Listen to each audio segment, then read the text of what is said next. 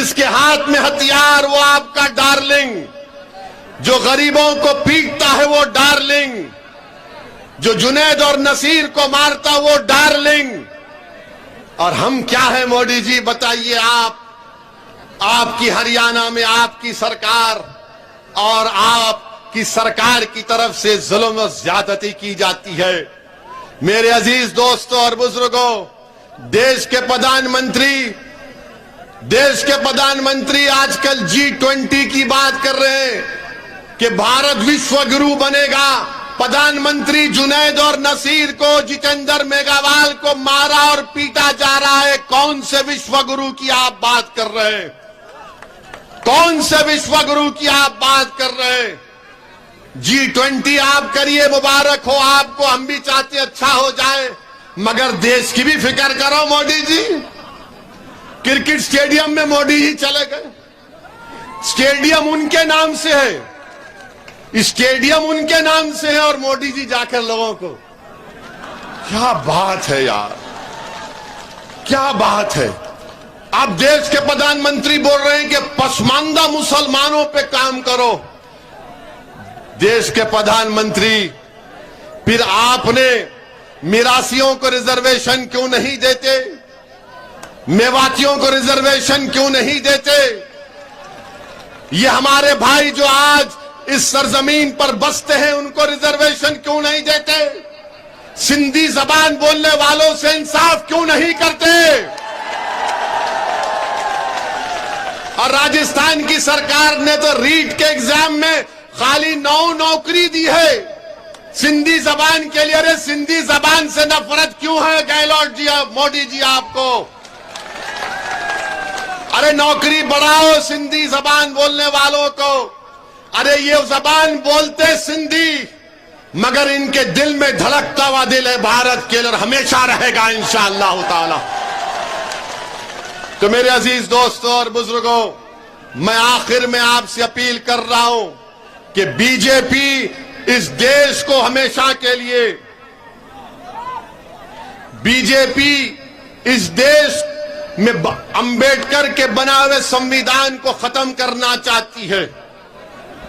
BJP Narendra Modi Ambedkar के बनाए हुए संविधान को कमजोर करके रखना चाहती है। आरएसएस तो शुरू से अंबेडकर के संविधान को नहीं मानती थी। इनके ऑर्गेनाइजर किताब निकाल कर आप मैं देख लो, आप मैगजीन में क्या कहा था, गोलवालकर ने क्या कहा था कि अंबेडकर का संविधान नहीं, मनुस्मृति को मानने वाले हैं। इनको उस जमाने से भारत के संविधान से नफरत थी और रहे। तो मैं आपसे अपील कर रहा हूं कि हां, ये भी बात कि गगरिया में भारत माला प्रोजेक्ट में लोगों के घर चले गए और अभी तक केंद्र सरकार और प्रदेश की सरकार ने उनको पैसे नहीं दिए।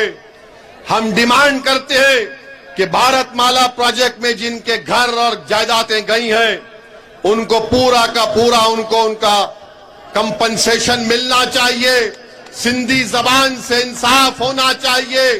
और मैं आखिर में आपको एक बात बता रहा हूं, एक मिनट रुक जाइए भाई आओ रुको, अभी आखिरी ओवर है, बैठो, मैच खत्म नहीं हुआ। आप हमारी बात को लिख कर रख लीजिए। मैंने उत्तर प्रदेश के चुनाव में भी कहा था, मगर उत्तर प्रदेश के दलित और मुसलमान ने ओवैसी की बात का यकीन नहीं किया। मैंने कहा था कि समाजवादी बीजेपी को नहीं हरा पाएगी, मगर मुसलमानों ने तय किया कि नहीं हम वोट देंगे। मैं ये कह रहा था कि अब मजलिस को कामयाब करो, अपने 4-5 विधायक को कामयाब करो जो जाकर लड़ेंगे आपके लिए। वक्त ने बता दिया कि मैंने सच बोला था। गुजरात में मैंने कहा था कि बीजेपी को ये कांग्रेस नहीं रोक पाएगी, आप मजलिस के विधायक को कामयाब करो। तो गुजरात के मुसलमानों ने मुझसे आकर कहा कि ओवैसी साहब, किसी ने बेटा कहा, किसी ने भाई कहा, मैं उनकी इज्जत को सलाम करता हूं कि नहीं हमको बीजेपी को हराना है। याद रखो, कांग्रेस में ताकत नहीं रही बीजेपी को हराने की।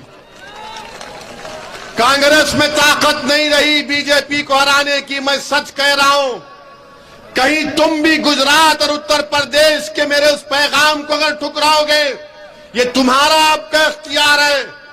कहीं नुकसान आपका और हमारा ना हो जाए।